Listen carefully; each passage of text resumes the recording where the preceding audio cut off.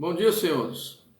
O tema dessa semana vai ser sobre se o presidente da República tem atribuição para exonerar o diretor da Polícia Federal. Outra pergunta também que tentaremos responder aos senhores é se seria possível o controle jurisdicional desse ato administrativo praticado pelo chefe do Poder Executivo. Ou seja, se é admitido o controle judicial em relação ao ato administrativo de exoneração do diretor da PF. Antes de começar o vídeo dessa semana, peço aos senhores que se inscrevam em nosso canal. Peço também que façam comentários ou até mesmo façam sugestões de novos temas para os próximos vídeos. Peço também aos senhores que, caso tenham interesse em contribuir para o desenvolvimento do nosso canal, é só acessar o link que será disponibilizado logo abaixo desse vídeo. Então vamos explorar o tema dessa semana. Primeiramente, precisamos saber qual é a natureza jurídica do cargo do diretor da Polícia Federal. Ou seja, a natureza jurídica é um cargo de confiança, de livre nomeação e exoneração do presidente da República, nos termos do artigo 37, inciso 5 da Constituição Federal, que estabelece que as funções de confiança exercidas exclusivamente por servidores ocupantes de cargo efetivo e os cargos em comissão a serem preenchidos por servidores de carreira, nos casos de condições e percentuais mínimos previstos na lei, destinam-se apenas às atribuições de direção, chefia ou assessoramento. Ou seja, essas duas exceções,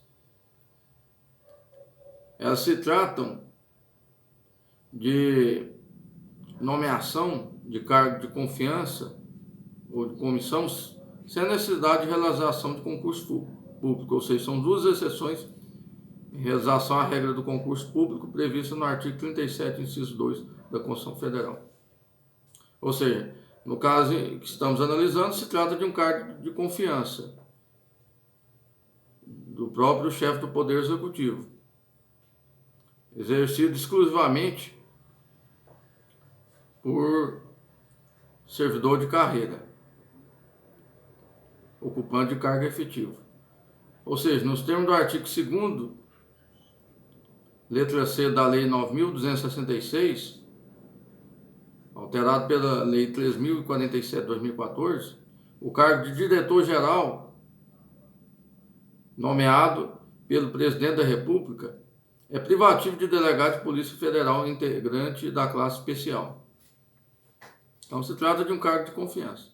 Portanto, o presidente da República, como chefe do Poder Executivo, ele tem atribuição para nomear e, ao mesmo tempo, para exonerar o diretor-geral da Polícia Federal por se tratar de um cargo de confiança do próprio presidente.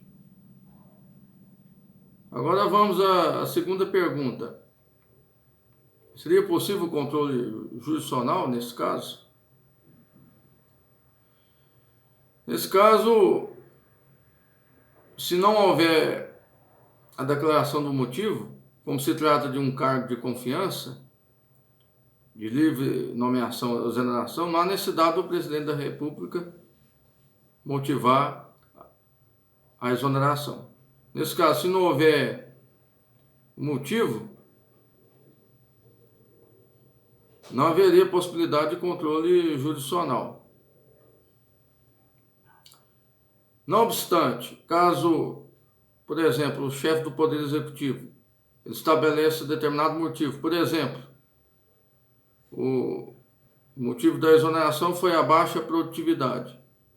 Caso não haja a existência desse motivo, ou seja, um motivo falso, ou a motivação da exoneração fosse outra, neste caso, como houve a expressa declaração do motivo, conforme a teoria dos motivos determinantes, caberia o controle jurisdicional na Suprema Corte. Então, é importante sabermos isso, que o presidente ele pode exonerar o diretor da PF sem motivação alguma, por se tratar de um cargo de confiança de livre nomeação e exoneração do presidente. Por outro lado, se ele declarar um motivo e esse motivo não for verdadeiro, for falso, nesse caso caberia sim o controle jurisdicional, diante do vício de um dos requisitos do ato administrativo, que seria o motivo. Lembrando que os 5 requisitos do ato administrativo é a competência, forma, finalidade, motivo e objeto. Nesse caso, havendo algum vício nesses requisitos, caberia o controle jurisdicional. Agora, analisando esse caso, por exemplo, como a lei fala que tem que ser, o cargo de diretor da PF tem que ser exercido por delegado de polícia de classe especial. Mas suponhamos que o presidente da República nomeia, por exemplo, uma pessoa que não exerce o cargo de delegado de polícia federal, ou então nomeia um delegado de polícia federal que não integra a classe especial. Nesse caso também caberia o controle jurisdicional. Embora seja livre a exoneração do delegado da PF, caso ele nomeasse para o exercício do cargo uma pessoa que não possui os requisitos legais, ou seja, não seja um delegado da PF, e mesmo que seja delegado da PF, não ocupe a classe especial, nesse caso também caberia o controle jurisdicional.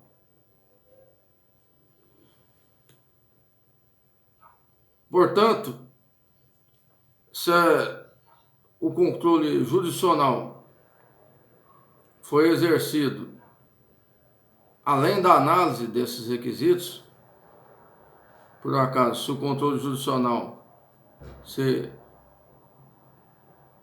arvorar no próprio mérito do ato administrativo, nesse caso não caberia o controle jurisdicional.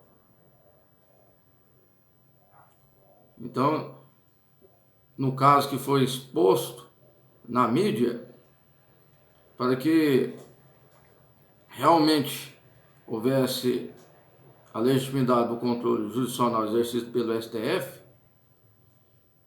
o presidente da República deveria ter declarado algum motivo e esse motivo ser falso ou não verdadeiro. Ademais, a pessoa escolhida para exercer o cargo da PF, que foi barrada por decisão liminar de ministro da Suprema Corte, caso ela seja delegada da Polícia Federal e exerça a classe especial, também não haveria motivo para o exercício desse controle, uma vez que não há legalidade em relação aos atos aos requisitos legais previstos no artigo 2º, letra C da Lei 9.266. Então só caberia o controle jurisdicional, por exemplo, se a pessoa que foi nomeada para exercer o cargo de diretor da PF, ela não exercesse o cargo de delegado da Polícia Federal, ou mesmo exercendo o cargo de delegado da PF, ela não ocupasse a classe especial. Fora dessas hipóteses, não haveria legitimidade do controle jurisdicional. E havendo essa usurpação de atribuições da Suprema Corte, a violação do próprio princípio da justeza, exatidão funcional ou princípio da conformidade funcional. Segundo as lições do professor Marcelo Novelino, Direito Constitucional, São Paulo, editora Método, 2009, terceira edição, página 79, esse princípio da conformidade funcional, ele atua no sentido de impedir que os órgãos encarregados da interpretação da Constituição sobretudo o Tribunal Constitucional, chegue a um resultado contrário ao esquema organizatório funcional estabelecido por ela. Então, esse princípio, ele impede que um dos poderes ele viole as atribuições do outro.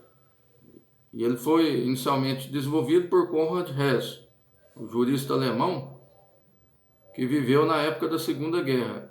E ele tinha um grande receio do retorno do regime nazista, do nacionalsocialismo, que impunha concentração de poderes nas mãos do Führer, ou seja, de um único governante.